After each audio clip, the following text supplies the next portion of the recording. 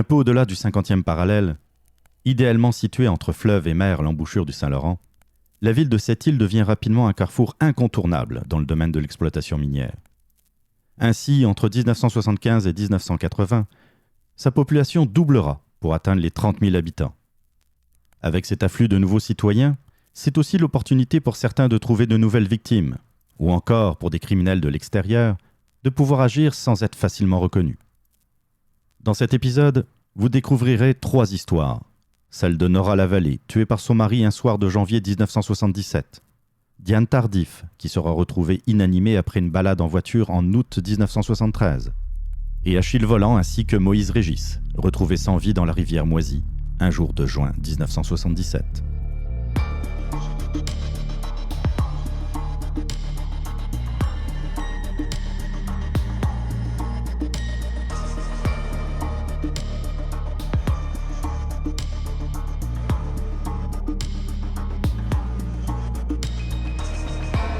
Je suis Annie Richard. Je suis Jean-Philippe Rousseau.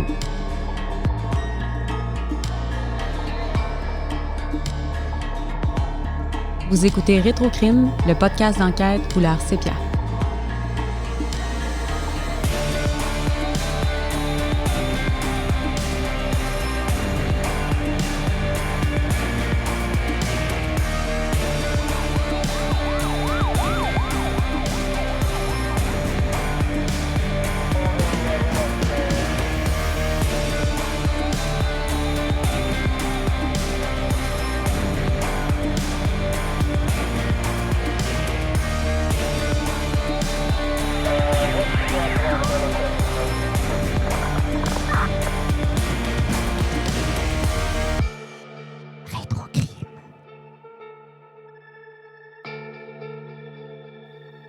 Nous voici de retour pour cet épisode spécial consacré à Sept-Îles, à cette communauté qu'on apprécie énormément, qu'on a connue surtout en partant, surtout toi d'abord, depuis à peu près 2 ans, de cette communauté avec qui on a eu des liens, on a créé des liens, des gens qui nous ont aidés, quel que soit leur âge d'ailleurs, et en particulier pour une affaire qui te tient à cœur, Annie, qui concerne l'affaire Lambert. Oui, l'affaire Lambert dans laquelle tu avais embarqué avec moi en cours de route, que je faisais au départ de façon très anonyme, que j'interpellais personne la première année, je dirais, ou presque, que j'interpellais personne, ne serait-ce que les archives, admettons, de la Côte-Nord, tout ça. Mais c'est ça, on a fait, dans le fond, un podcast sur l'affaire Lambert, qui est un meurtre qui est survenu en 1977. Ceux qui veulent en savoir plus peuvent aller sur la page despoussiéreuses.com. Là-dessus, il y a un onglet de l'affaire Lambert où il y aura tous les textes, les articles de journaux, une rétrospective et, à travers ça, tous les épisodes, les liens vers les épisodes du podcast qui peuvent s'écouter là, en ligne. Épisodes du podcast, y compris également tes entrevues que tu as pu faire à Ici Côte-Nord, à Radio-Canada Côte-Nord. Tous tes textes sont là. Il y a pas mal de stock, à vrai dire. Et puis, pour une affaire qui est passionnante, qui s'est donc passée le 24 janvier 1977 à Sept-Îles. Et ça, pour ceux qui nous écoutent d'outre-mer, c'est la Côte-Nord. C'est une région qui se trouve à l'embouchure du Saint-Laurent, vraiment plus vers le nord du Québec. Oui, exactement. Puis, en fait, c'est ça. Cette histoire-là, ça a commencé parce que j'ai été... un homme m'a écrit, en fait, le fils à la fois de la victime et du meurtrier, m'avait écrit sur mon courriel, en fait, sur le courriel du blog pour lequel j'écrivais à l'époque sur Historiquement Logique, pour me demander de l'aide à savoir si on pouvait savoir ce qui s'est passé pour le meurtre de sa mère. Parce que ce qui était le plus spécial dans cette affaire-là, qui était résolu quand même, on n'était pas en recherche d'une résolution de crime, on cherchait ni corps ni tueur, mais on cherchait des réponses simples comme les procédures, la sentence, parce que lui, il avait su seulement à l'âge de 22 ans que son père avait tué sa mère. En fait, ça y a été camouflé toute sa vie, en plus d'avoir fait beaucoup de familles, beaucoup de familles d'accueil. Il a quand même été chanceux dans sa malchance. Il n'a pas fait tant que ça, mais quand même, il n'a pas... Parce que son père, évidemment, a été incarcéré. Puis ensuite, son père est décédé en 1988, donc il est retourné en famille d'accueil. Entre-temps, par contre, ce qui était aussi curieux puis qu'on voulait avoir des réponses à ce niveau-là, c'est que la protection de la jeunesse avait remis les enfants, Michel et son frère, aux mains de leur père qui venait tout juste de sortir de détention. Donc, il n'y a rien qui faisait du sens vraiment c'est ça, parce que tout citoyen, là. À partir du moment où on a Marcel Lambert, parce qu'il s'agit de lui qui tue sa femme, son épouse, on ne peut pas imaginer qu'il reprenne la garde de ses enfants, parce qu'il a quand même tué un membre de sa famille et on lui redonne ses propres enfants par la suite. Ouais. C'est quand même incroyable et ça a été parmi l'une des principales interrogations dans cette affaire. Oui. Mais est-ce qu'on va peut-être resituer un peu les événements. Le 24 janvier 1977, donc, arrive la voiture de Marcel Lambert à l'hôpital de Sept-Îles. Oui. Il est à peu près aux alentours de minuit, si mes souvenirs sont bons. Minuit moins 5 environ, là, il me semble. C'est ça, à peu près. Et il arrive à toute vitesse et il sort de son véhicule hurlant en disant que sa femme était poignardée et qu'il fallait la sortir du véhicule. Et ça devant une infirmière et un aide-soignant. Exactement, c'est ça. Elle avait reçu 17 coups de couteau. Michel, à l'époque, quand il m'a demandé de l'aide, il avait quand même été au microfilm dans le temps, là, il y a quelques années, pour sortir les 2 seuls articles qui maintenant sont disponibles en ligne. Quand on cherche, c'était La Presse, il me semble, puis Le Soleil. Ensuite, c'est sûr qu'il a fallu que j'aille voir les Photopolice, qui étaient au microfilm au centre-ville, tout ça. Puis, il a fallu sortir l'enquête du coroner, qui était, à ce moment-là, il y avait le fameux moratoire un petit peu sur les enquêtes du coroner. Donc, on avait eu juste une page qui était comme le procès-verbal, qui nous donnait les grandes lignes, soit le nombre de coups de couteau, qui était tenu criminellement responsable, donc Marcel Lambert. Et puis ensuite, il y avait une zone floue complètement. Là, on n'avait aucun indice. Le procès avait été élagué, en fait, détruit. On n'avait pas de plumitif criminel même pour Marcel, ce qui était ça aussi, qui nous alimentait un petit quelque chose de coudon, qu'est-ce qui s'est passé? Est-ce qu'on aurait eu affaire à une machination, etc., parce que c'était spécial. Donc, c'est ça. Il y avait tout ça qui manquait et qu'on n'arrivait pas à trouver les réponses. Puis je me disais, mais il me semble que c'est l'affaire de tous, à quelque part, de savoir c'est quoi qui s'est passé dans une histoire de meurtre où la personne, a eu sa sentence, est résolue. Est-ce qu'on peut juste savoir c'était quoi sa sentence, surtout au niveau du fils de la victime? Ça a été difficile parce que moi, j'étais un peu imposteur en quelque part, là. On y a ouvert un dossier de victime. Il n'aimait pas ça qu'on dise le mot victime, mais Michel, parce qu'il est plutôt dans la résilience que dans la victimisation. Mais bon, il ne faut pas le voir non plus comme de la victimisation, mais ça prend un dossier de victime pour être capable de dire, je veux et j'ai le droit d'obtenir des informations relatives au meurtre de ma mère et de l'incarcération de mon père, parce que là, lui, il avait les deux côtés, là, dans le fond, là, il était des deux côtés. Puis, c'est ça a été une longue épopée, puis on a fait le podcast là-dessus. Dans le fond, on aura, c'est ça, il y a eu une grosse enquête du coroner qu'on a réussi finalement à avoir les témoignages un peu plus tard l'année passée. Puis c'était du 100 quelques pages de témoignages. 170, 180 pages à peu près, de témoignages. Exactement, dans lesquels là, on en apprenait plus. Oui. On n'avait vraiment pas toutes nos réponses, mais on se rendait compte aussi un peu de beaucoup d'irrégularités. Puis c'est ce qu'on a relaté, dans le fond, dans le podcast, puis qu'on en a parlé même avec Michel, puis tout ça. Et donc, c'est ça. Ça a été finalement pour se rendre compte que, à peu près, là, qu'est-ce qui s'est passé, que oui, il y a eu une sentence très, très éphémère, mettons, et que oui, il y a eu ses enfants pas longtemps, c'est-à-dire aussitôt que sa libération conditionnelle était terminée, parce qu'il était même libéré depuis 1 an quand il a pu récupérer ses enfants. C'était aberrant, mais pour Michel, ça a été quand même thérapeutique de quand même être au courant, au moins. C'est dur, mais ça a été vraiment bénéfique pour lui d'être au courant d'un maximum de choses comme ça pour être capable aussi de passer à travers tout ça. C'est une histoire, comme on l'a dit, qui est une histoire qui est résolue. Il y a eu une sentence, il y a eu une condamnation. Marcel Lambert avait d'ailleurs reconnu les faits. Reconnu les faits. On ne va pas aller dans le détail parce que ce n'est pas l'objet de cet épisode. On parlait de blackout, on parlait beaucoup, il y avait beaucoup d'atténuation qui essayait de l'aider, mais quand même. Il s'est réveillé avec le couteau dans les mains et puis dans la voiture, et puis il y avait Nora Lavallée qui était ensanglantée. Donc c'est une histoire qui est résolue. Il y a un coupable, il a été jugé, il a été condamné, il a fait de la prison. Mais, comme tu l'as très bien dit, il y a beaucoup de zones d'ombre, il y a beaucoup d'irrégularités, il y a beaucoup de questionnements. En tout cas, on en a eu beaucoup à l'époque et sur le fait que, par exemple, le dossier était, selon moi, un dossier béton pour l'accusation. Hein. Il y avait les aveux, il y avait l'arme du crime, il y avait tous les éléments qui pouvaient amener une condamnation, on va dire, exemplaire. Hein. Et malgré tout, ça a été une condamnation pour homicide involontaire et d'une durée surtout de 3 ans. Oui, parce que des homicides involontaires, on va le voir plus tard, il y en a eu dans lesquels on avait des condamnations à vie. Mais Exactement. bon, c'est sûr que ça fait une équation simple. On peut pas. Il y a toutes sortes de choses qui rentrent en ligne de compte, tu sais, dans l'atténuation, justement. Mhm. Mais quand même, tu sais. Puis ça a permis aussi, dans le fond. On avait l'impression même d'ouvrir une boîte de Pandore par bout. Là. Par On moment, avait oui. l'impression que c'est comme s'il ne fallait pas trop revenir sur ce cas-là. Mais en même temps, ben c'est sûr que c'est des sujets qui ne sont pas toujours la bienvenue, tu sais. Puis, mais finalement, c'est ça, ça a été bien. Puis jusqu'à tout récemment, on dirait que c'est comme si, enfin, les choses débloquaient tellement. Bon, on avait eu l'appel de la Commission des libérations conditionnelles qui nous avait offert, dans le fond, de nous donner le maximum d'informations qui leur restait. Puis c'était Une belle collaboration de leur part, d'ailleurs. C'était bien. Les archives aussi de cette île qui nous ont donné les témoignages.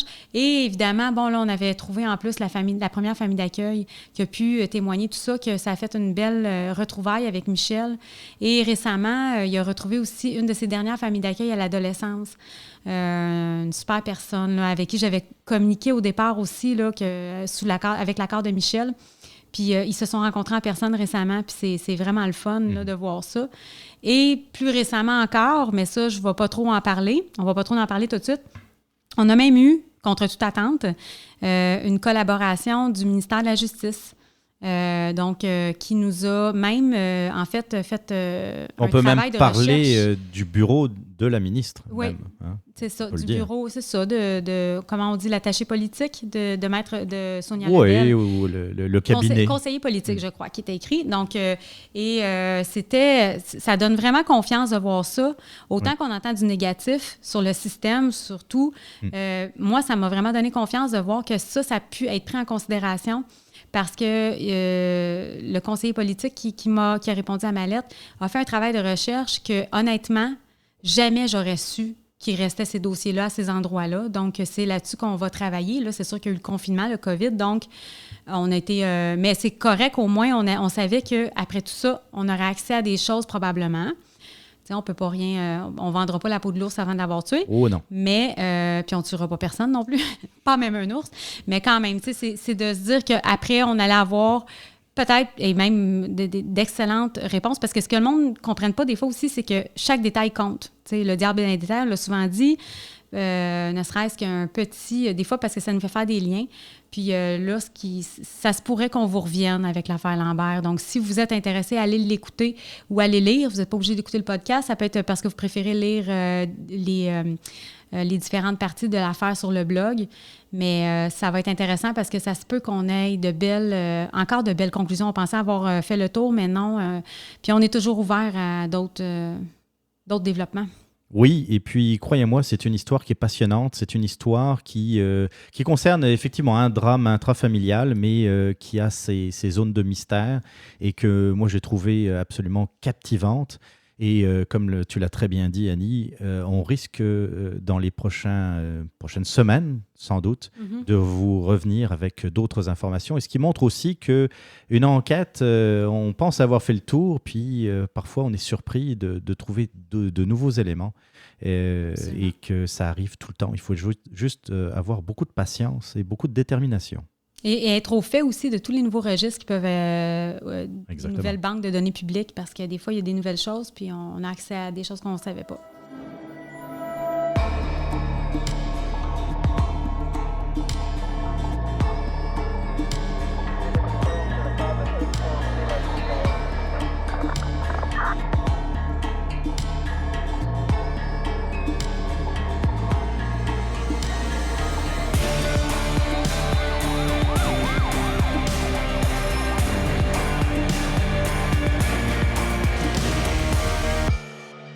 Bon, maintenant, on est encore à cette île. Puis là, on va parler d'un cas qui a été très médiatisé à l'époque et qui, encore aujourd'hui, je pense que les gens de cette île se rappellent, là, ça avait marqué beaucoup la région. Et pour cause. Oui. D'ailleurs, j'en profite pour dire, quand ça a marqué la région, ça me fait penser à un auditeur qui avait émis l'hypothèse aussi que peut-être qu'il y a eu beaucoup de meurtres dans ces temps-là, mais que malheureusement, ce qui fait qu'il y a peut-être eu moins de résolution, ça peut être aussi par le fait qu'il y avait beaucoup d'étrangers qui étaient venus travailler pour l'Iron Ore. C'est intéressant comme hypothèse parce que c'est vrai, il y avait beaucoup de gens qui venaient de l'extérieur, qui venaient travailler, donc ça...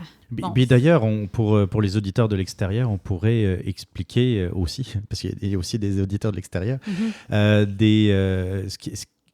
que représentait et que faisait l'Iron Ore à cette île, dans la région de cette île. C'est une compagnie de... Minière de forage. Okay. Il y en avait à Shefferville aussi. C'est là qu'il y avait de l'extraction, je crois. Mais là, bon, on n'est pas spécialiste. Hein? Non. Je pense que la transformation, le boulettage, etc., se faisait à cette île. Mais une usine là-bas. On peut dire aussi que c'est un gros employeur dans la région. Oui, c'est vraiment quelque chose d'important, surtout à l'époque. Et que, dans le fond, c'est pour ça que ça a attiré beaucoup de personnes venant d'autres régions du Québec. C'était un bon employeur.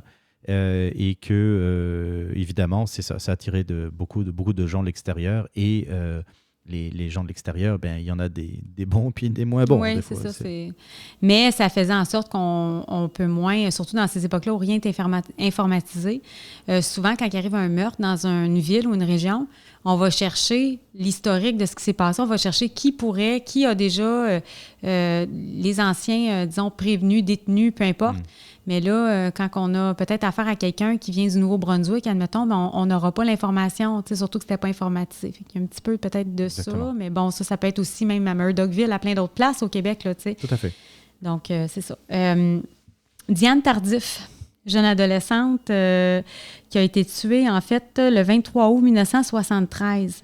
Elle a été retrouvée dans un secteur boisé, en bordure de la 138, et ce, à 10 km à l'est de la ville de cette île, retrouvée le lendemain, le 24 août, par deux jeunes qui étaient en VTT, en véhicule tout-terrain.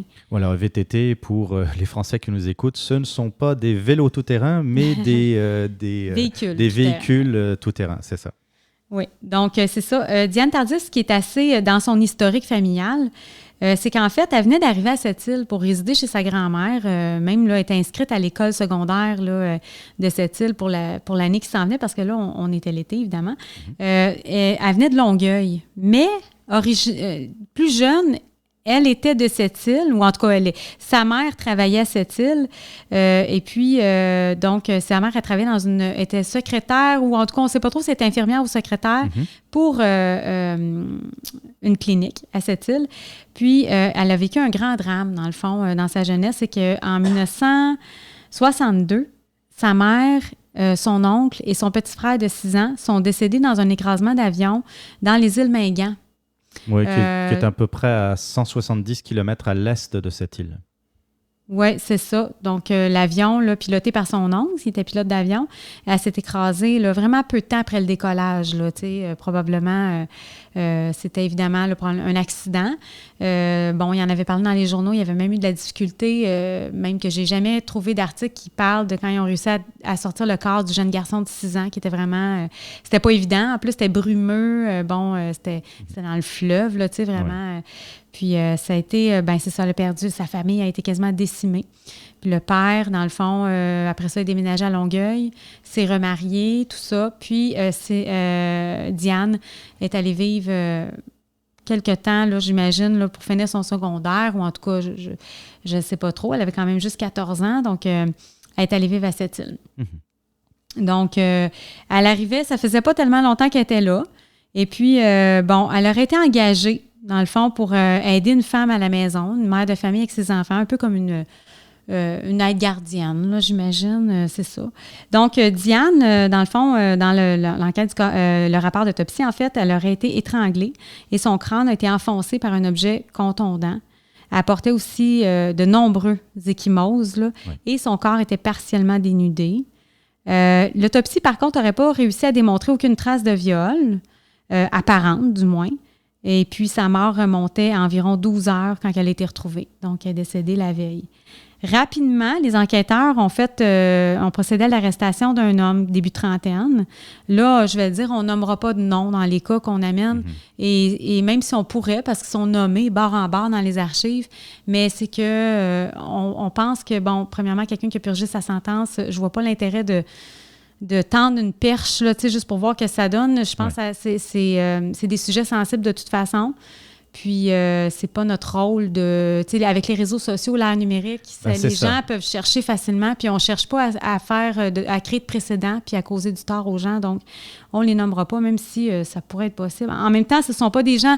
Dans cette affaire-là, est toujours non résolue, là, je le dis, là, Diane Tardif est même sur les cas non résolus de la SQ. Elle a sa fiche. Donc, c'est correct aussi que je nomme pas les noms parce qu'il y a personne qui a été vraiment accusé avec sentence. Condamné, oui, c'est ça.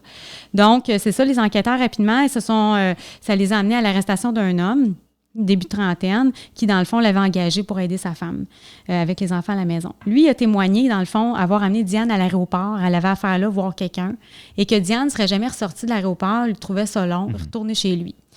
Et que là, après, un peu plus tard dans la soirée, aurait revu Diane avec 2 autres de ses amis à lui, des hommes dans la trentaine. On se rappelle, Diane a 14 ou 15 ans. 15 ans, au moment des faits. 15 ans. Donc, et là, font des tours d'auto. Vont au quai de Sept-Îles, se promènent, tout ça. Et puis, il y a de la boisson dans la voiture aussi, il faut le dire. Hein. Oui, exactement. Là, on est toujours selon le témoignage du premier homme arrêté. Hein? On est au témoignage du coroner. On n'est pas dans les faits. On ne sait pas. Il n'y a pas de preuves déterminantes qui démontrent tout ce qu'il raconte. Hein. C'est quand même aussi une sorte d'alibi, en quelque part. Oui. Parce que lui, ce qu'il dit, c'est que, bon, là, les hommes...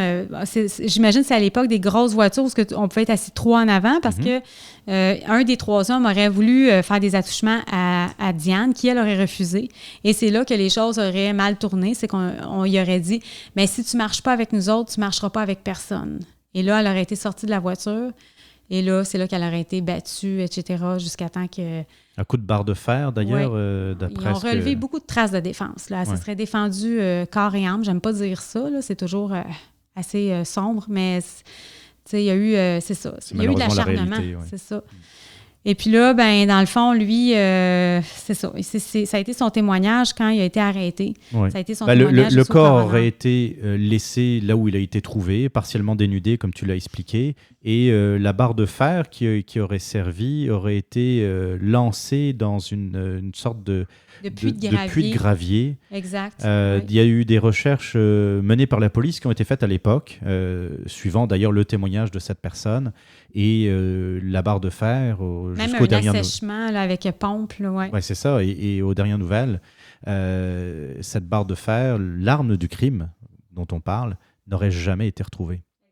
Donc, c'est ça, toujours selon les dires là, de ce premier suspect-là qui avait été arrêté, c'est que dans le fond, lui, son alibi, en quelque sorte, c'était qu'il aurait été forcé non seulement de collaborer, mais pas au niveau du meurtre en tant que tel, mais une certaine collaboration, justement, évidemment, pour oui, il dit qu'il a été menacé à la pointe d'une arme. Forcé à regarder et même forcé à faire des attouchements à Diane.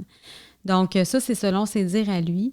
L'autre chose aussi concernant cet homme-là, c'est que le célèbre maître Guy Bertrand l'avait défendu et ça avait fait une histoire parce que Guy Bertrand avait même fait un communiqué de presse parce qu'il disait qu'il soutenait que son client avait subi des mauvais traitements au quartier général de la SQ à Québec, notamment qu'il aurait été pris par le collet, que ça y aurait laissé même des ecchymoses au cou, là, en fait pratiquement étranglé, la façon qu'on parlait.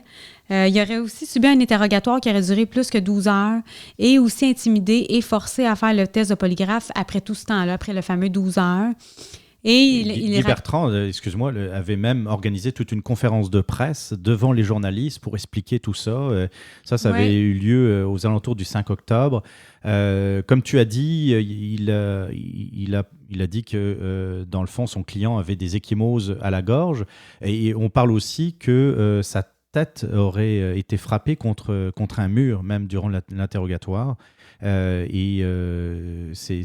en cela que... et même, on peut rajouter aussi le fait que l'un des associés de Guy Bertrand, qui était Maître Picard, avait tenté de contacter, de rencontrer son client au poste de police et qu'on lui avait dit qu'il n'était pas là, alors que, semble-t-il, il était en train d'être interrogé à l'étage. Exactement, c'est ça. Donc, dans le fond, il avait le droit d'être représenté par son avocat. Il a refusé d'une manière, dans le fond, arrangée, là, parce que, dans le fond, il était là.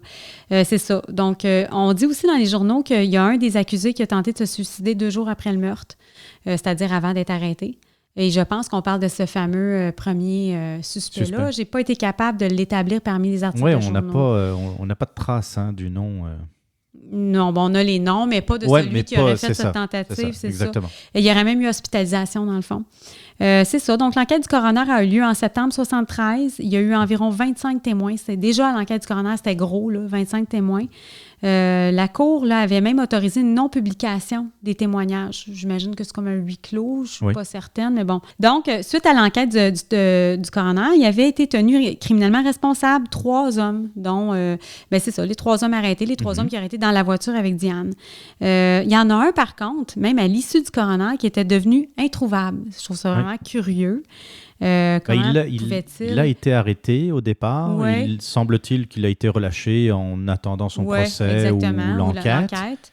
Et puis, à partir de là, effectivement, il est activement recherché parce qu'on n'arrive plus à mettre la main dessus. Exactement. Et pour ce qui est du deuxième plus important témoin, celui qui, dans le fond, selon les dires du premier, serait celui qui, dans le fond, aurait le meneur, exactement, de l'affaire.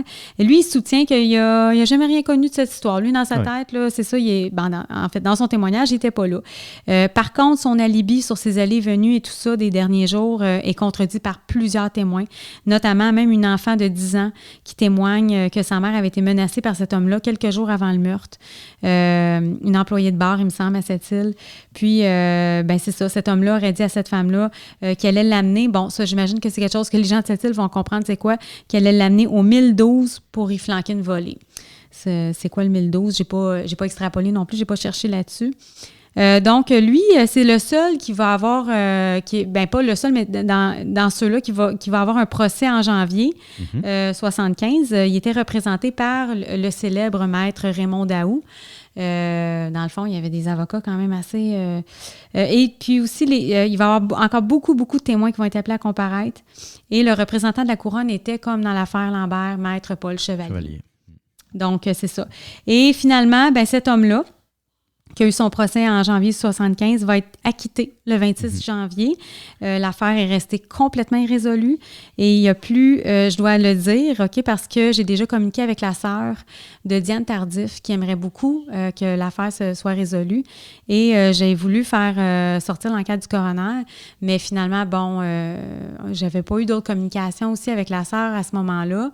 Puis il y avait eu ensuite là, un moratoire, je pense, sur le coroner, je ne sais pas si c'est avant ou après, mais je dois dire aussi que c'est une enquête du coroner qui serait de plus de 700 pages. Donc, il faut être sur place pas mal parce qu'on ne peut pas faire numériser ça à distance. Ça coûterait très cher. Puis aussi, c'est beaucoup de lecture aussi. Travail, là. Oui, beaucoup de lecture. C'est sûr qu'il ne faut pas oublier que des témoignages, ça se lit vite. Hein? On le sait avec l'affaire Lambert. Souvent, des fois, s'il y a juste 3 mots sur une réponse, on passe à une ligne suivante. C'est comme à double interligne. Mais je serais quand même... j'aimerais mettre la main là-dessus, c'est sûr. Et mais de là à faire venir 700 pages de cette île, je ne l'ai pas fait. Mais c'est quelque chose qui pourrait être intéressant si un jour les gens de cette île voudraient qu'on extrapole. Peut-être qu'on pourrait voir qu'est-ce qu'on peut faire avec ça. Sait-on jamais. Si on pourrait aller plus loin dans cette affaire sur Diane Tardif, effectivement, ça pourrait être une très belle avenue. Puis... il faut vous dire, moi, ce qui m'a vraiment impressionné dans cette histoire, c'est, tu l'as cité tantôt, c'est Maître Daou qui, dans cette affaire, a fait une plaidoirie de 4h30 et qui a détruit le témoignage du premier suspect qui a été arrêté. Et c'est vrai, quand on a lu le dossier, quand on a lu la revue de presse concernant l'affaire de Diane Tardif, on peut voir qu'il y a certaines faiblesses dans l'individu qui, le fait qu'il dit ne pas avoir vraiment participé activement à l'agression et au meurtre de Diane Tardif, bon, ben, c'est sa parole contre la sienne. Hein. C'est toujours le même problème quand il n'y a pas de preuves, quand on n'a pas retrouvé l'arme du crime, surtout.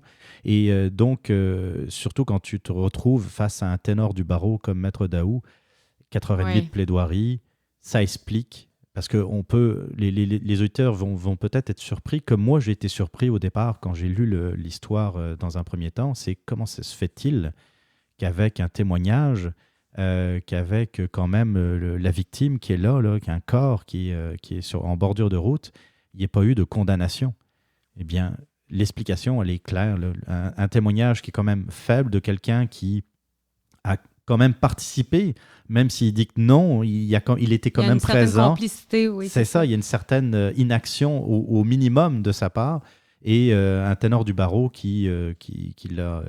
une arme du crime qui n'est pas retrouvée. C'est ça, donc il n'y a pas beaucoup d'événements, il n'y a pas beaucoup d'éléments. Etc. C'est ça qui n'est pas... puis je crois, il me semble que c'est dans ce cas-ci aussi qu'on avait affaire au même médecin médecin légiste pour l'autopsie que dans l'affaire de Nora. M. Bachand de Rimouski, si je ne me trompe pas, mais je pense qu'il faisait aussi beaucoup de cas de cette île. Ah, certainement.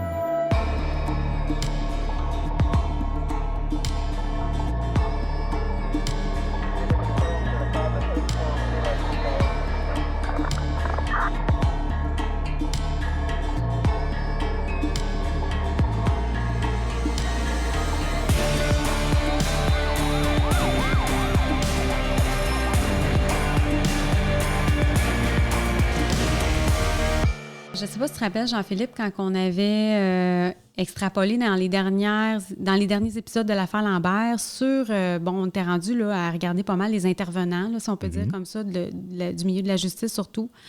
Voir est-ce que c'est des personnes qui, par après ou même avant, auraient pu avoir des démêlés dans d'autres affaires. Comment ça se passe? En fait, on voulait surtout savoir aussi comment ça se passait dans les autres enquêtes policières, les autres meurtres à cette île, avec les mêmes intervenants, pour voir si, dans l'affaire Lambert, il y avait eu le même traitement approximatif, même si ça reste certains comparables, certaines comparaisons qu'on pourrait faire avec d'autres enquêtes menées par les mêmes personnes. C'est ça. Puis, on en est venu à une affaire que je pense qui est très connue chez les gens de la Côte-Nord. C'est l'affaire sur la rivière Moisy. Les décès tragiques de Achille Vollant et de Moïse Régis, survenus en juin 1977, qui a fait aussi l'objet d'une commission d'enquête qui a été faite en 1997 et dont le rapport a été rendu en 1998.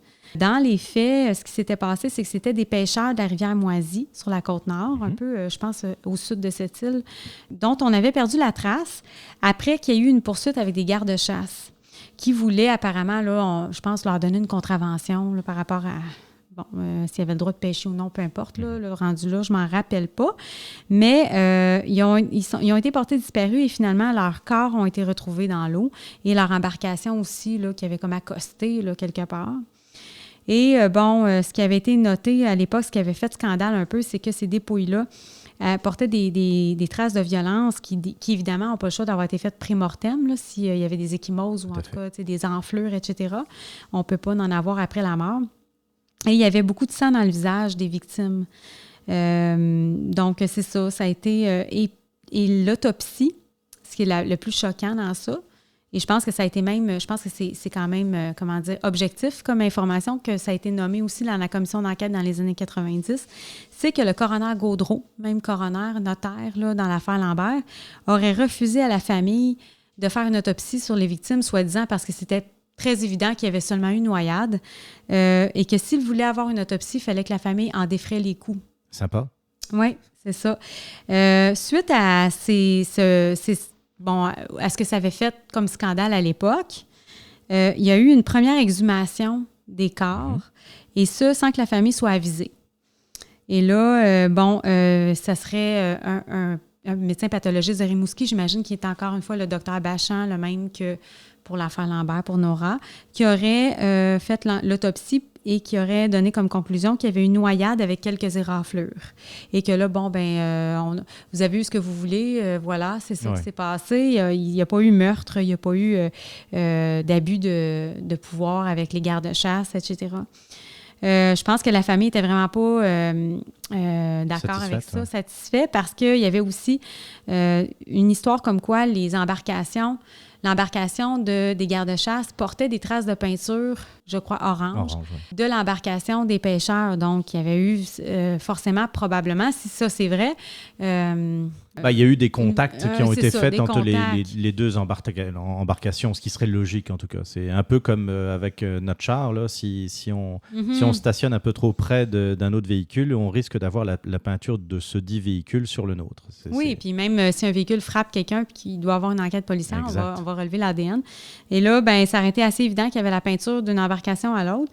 Et là, ce qui a été dit à l'époque, qui a été nommé, c'est qu'il y aurait eu une saisie immédiate de cette embarcation-là qui aurait été rapidement repeinte, donc on n'aurait jamais pu établir par la suite la véracité de ça. La correspondance, dans le fond, entre les impacts et puis essayer de voir la même correspondance sur l'autre embarcation des gardes-chasse. Exactement. Donc, c'est ce qui s'est passé. Puis là, à un moment donné, ça en est venu à une commission d'enquête. Ça nous rappelle un peu l'affaire du pont, de Louis-Georges Dupont à Trois-Rivières, parce que c'est dans les mêmes années. Puis il y a aussi eu, évidemment, ça ressemble un petit peu dans les revendications aussi des familles. Et il y avait eu la célèbre romancière et pathologiste Cathy Rage qui était venue aussi à la 2e exhumation parce qu'ils ont été réexhumés. Je me rappelle, on en avait parlé, que c'était assez spécial aussi que de 1977 à 1997, à l'exhumation, les corps, on les avait pesés, puis ils pesaient un poids qui était, mon Dieu, j'imaginais pas. C'est impressionnant, c'est un poids 20 d'homme ans normal. Après. Là, c'est j'imagine que le format, l'embaumement était très bien fait, là, parce que... Manifestement. Oui, c'est ça. Puis je le nomme juste parce qu'on... C'est pas pour être sensationnel, c'est que ça m'a mais on avait surpris. C'est ça, on était tous les deux surpris de voir... Au niveau du cycle de la matière, là, c'est ça. Exactement. Le rapport a été rendu en 98 comme quoi, non, il n'y a pas eu corruption dans ça, il n'y a pas eu... donc c'est resté statu quo, dans le fond, malgré toute cette commission d'enquête-là. Avec, encore une fois, beaucoup d'intervenants qu'on connaît de cette île. C'est normal aussi, c'est dans une région donnée, c'est normal. On ne sait toujours pas. Le mystère reste encore par rapport à la mort de Achille Volant et Moïse Régis. Si on veut croire aux papiers légaux et à cette commission d'enquête, tout a été dans l'ordre des choses. Il n'y a pas d'histoire, c'est ça. Il n'y a pas d'histoire. On a 2 personnes qui se sont sauvées, peut-être des gardes-chasse, et qui sont tombés ou quoi que ce soit, peu importe, qui avaient pris de l'alcool peut-être, puis que se sont noyés. Mais il reste que je comprends qu'il y avait peut-être matière à investiguer et je comprends les familles, si c'est vrai qu'il y avait eu toutes ces anomalies-là, de vouloir... de vouloir pousser un peu plus loin. Et puis, c'est ça qui est un peu étrange et particulier dans cette histoire, c'est que c'est pas clair et que... tu sais, à partir du moment où tu as 2 corps qui portent des traces de violence, de dire que, dans le fond, ils sont morts noyés, je trouve ça assez particulier. Tu sais, je pense qu'on fait parfois des autopsies pour moins que ça. Oui, c'est ça. Oui. On va faire, en disant même, on ne parle pas nécessairement ici de meurtre. Hein. On dit simplement, on trouve que c'est une mort suspecte. Je pense qu'on pourrait dire raisonnablement, là, en toute objectivité, ça paraît être des morts suspectes. Et à partir de là, on va faire une autopsie en bonne et due forme. Puis, ce qui est bien, c'est que si c'est vraiment un cas de noyade, eh bien, l'autopsie va pouvoir le déterminer assez vite. Et comme ça va rassurer la famille, puis ça va blanchir peut-être les autorités. S'il y a autre chose, eh bien, on va pouvoir également l'établir. Tu sais que, dans le fond, non, il y a eu plus que ça. Tu sais, peut-être qu'il y a eu des noyades, mais il y a eu peut-être d'autres événements avant. Et le problème, c'est qu'aujourd'hui, on ne peut pas le savoir. On ne peut pas être sûr et certain que c'est véritablement une noyade, autant qu'on ne peut pas être sûr et certain qu'il y a eu peut-être des gestes qui ont été posés par les gardes-chasse. Sans qu'il ait été tué, admettons, là, de façon, évidemment... Ça peut être un accident. Mais est-ce que, tu sais, il y avait aussi une notion de, est-ce que le garde-chasse doit aller, tu sais, la notion aussi des tâches d'un garde-chasse, jusqu'où on va. Je pense que ça a été établi quand même, au moins pour ça, la commission d'enquête a peut-être aidé à, un peu comme une enquête du coroner, où on va émettre des conseils, où on va émettre des avertissements. C'est que là, c'est le garde-chasse jusqu'à à quel point, pour une pêche interdite ou je sais trop, on poursuit quelqu'un qui, après ça devient une conduite dangereuse parce que sur un lac, en bateau, on peut autant avoir une conduite dangereuse. Jusqu'à quel point, je pense qu'il y a eu ça aussi. Jusqu'à quel point le rôle d'un garde-chasse est de pourchasser armé, parce que je pense qu'il était armé aussi. Il y a pas, je pense qu'il y a eu des coups de feu qui ont été tirés dans les airs, ce qui rendait peut-être pour ces deux hommes-là la chose plus difficile aussi de se rendre, parce que là, ça devient beaucoup plus intimidant.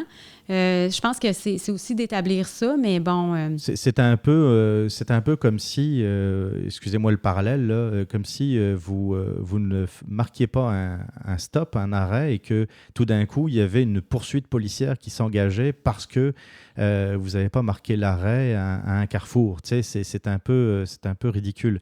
Et, toute personne devrait se rendre aussi non, à ce moment-là. Je suis bien d'accord avec toi, mais tu sais, jusqu'où, à un moment donné, ça s'arrête, où on veut mettre la vie des gens en danger, y compris celle des gardes-chasse, parce qu'il ne faut pas oublier que les gardes-chasse, eux aussi, sont pris dans la poursuite et qu'il aurait pu avoir un accident rendu là en bateau à haute vitesse, là, je ne sais pas. Exactement. On ne connaît pas les conditions exactes dans lesquelles ça s'est produit, mais en plus de ça, rajoutons également ce repeinturage de bateau qui a été fait, semble-t-il, rapidement par la suite. Ça aussi, que ce soit pour des bonnes ou des mauvaises raisons. Ça ne met pas en confiance. C'est ça, exactement. Il y a Une toujours un doute. Une enquête policière est supposée d'établir, de justement garder des pièces à conviction.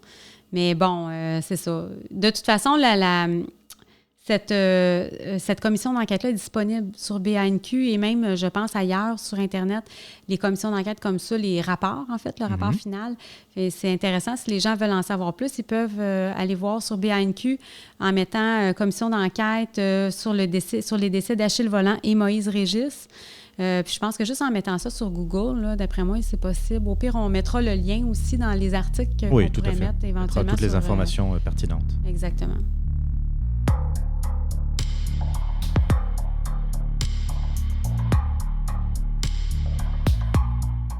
Voici donc qui conclut la première partie de ce spécial Sept-Îles. Nous vous invitons à nous retrouver d'ici 15 jours pour 3 autres affaires intrigantes qui ont secoué la Côte-Nord. D'ici là, n'hésitez pas à retrouver notre communauté sur la page Facebook Rétrocrime Podcast, ainsi que sur le site retrocrime.com, où vous pourrez consulter nos revues de presse ainsi que tous les liens utiles. Faites-nous part également de vos commentaires, vos questionnements, ainsi que toute information qui pourrait être utile pour l'avancement de nos enquêtes. À très bientôt.